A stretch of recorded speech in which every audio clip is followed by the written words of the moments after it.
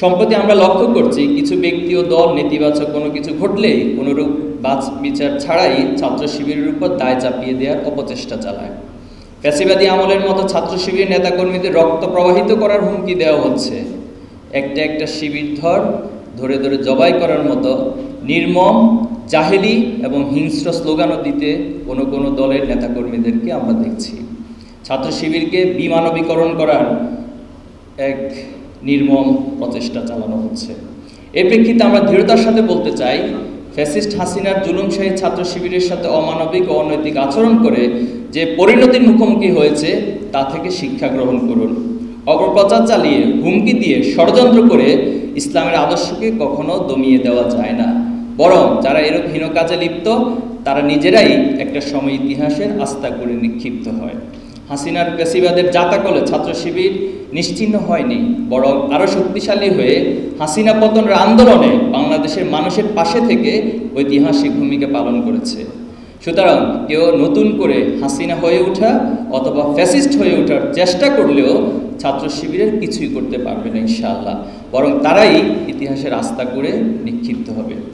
জুলাইয়ের শহীদরা একটি নতুন বাংলাদেশের স্বপ্ন নিয়ে জীবন দিয়েছেন।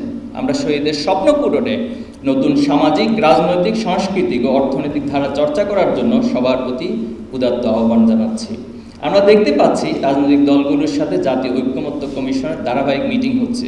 এটি একটি আশার দিক। আমরা আশা করতে চাই শহীদদের স্বপ্ন পূরণে নতুন বাংলাদেশ বিনির্মাণের ক্ষেত্রে আমাদের রাজনৈতিক দলসমূহ এবং তাদের নেতৃত্ববৃন্দ ঐতিহাসিক ঐক্যমতে পৌঁছাতে পারবেন ইনশাআল্লাহ। সম্মানিত কার্যকরী পরিষদের সদস্য ভাইয়েরা, সমৃদ্ধ বাংলাদেশ গড়ার লক্ষ্যে সৎ, দক্ষ ও দেশপ্রেমিক নাগরিক তৈরির যে ভিশন নিয়ে আমরা যাত্রা শুরু করেছি, সংগঠনের সর্বোচ্চ নীতি নির্ধারণের ফোরামের সদস্য হিসেবে জুলাই স্পিরিটকে ধারণ করে এই ভিশন বাস্তবায়নের অগ্রণী ভূমিকা পালন করবেন বলে আমি আপনাদের প্রতি প্রত্যাশা রাখছি। মনে রাখতে হবে, আমাদের পেছনে ফেরার কোনো পথ নেই।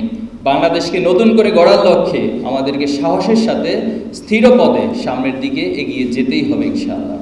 আমরা জানি দীর্ঘ 3.5 দশক ধরে বাংলাদেশের শিক্ষাঙ্গনগুলোতে গণতান্ত্রিক চর্চা নেই। আজও মাদ্রাসা শিক্ষা ব্যবস্থার প্রতি বৈষম্য দূর হয়নি।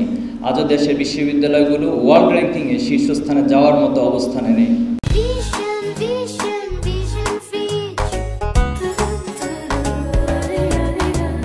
সুতরাং আমাদের নিশ্চিত সময় যাপনের কোনো সুযোগ নেই। বাংলাদেশ শিক্ষা ব্যবস্থাকে একটি উন্নত এবং আন্তর্জাতিক মানের উন্নত শিক্ষা ব্যবস্থা প্রণয়ন এবং বাস্তবায়নের জন্য বৈষম্যমুক্ত ও অংশগ্রহণমূলক শিক্ষা পদ্ধতি প্রতিষ্ঠার জন্য আমাদেরকে জোরালো ভূমিকা পালন করতে হবে। আজকের অধিবেশন থেকে আমরা সরকারের প্রতি কিছু দাবি জানাতে চাই। 1. অবিলম্বে দেশের শিক্ষা প্রতিষ্ঠানগুলোতে ছাত্র সংসদ নির্বাচন দিতে হবে। দেশের সবগুলো উচ্চশিক্ষা প্রতিষ্ঠানে অতিসত্বর আবাসন সংকট নিরসন করতে হবে।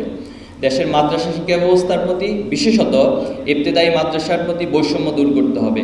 আলিয়া মাদ্রাসাসমূহে ব্যবসা শিক্ষা বিভাগ চালু করতে হবে। 4. শিক্ষায় বাজেট বরাদ্দ ও গবেষণা খাতে বাজেটের বরাদ্দ বাড়াতে হবে। 5. শিক্ষাঙ্গনে যে কোনো ধরনের সন্ত্রাস ফিরে আসার পথ রুদ্ধ করতে হবে।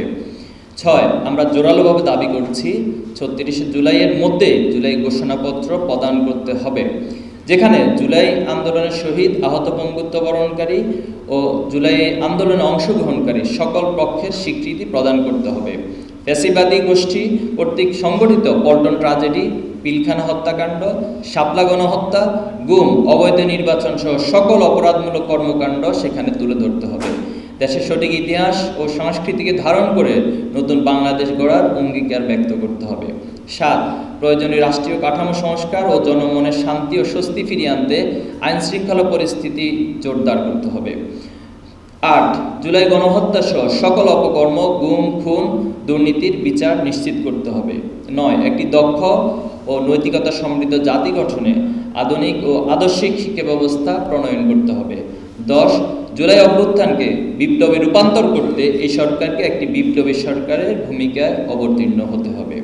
আপনাদের সকল ধরনের ইতিবাচক কাজে ছাত্র শিবির পাশে থাকবে, আর কোনো ধরনের জুলাই স্পিরিট বিরোধী কাজ করলে ছাত্র শিবির সেটার প্রতিবাদ এবং তার বিরুদ্ধে অবস্থান নেবে ইনশাআল্লাহ।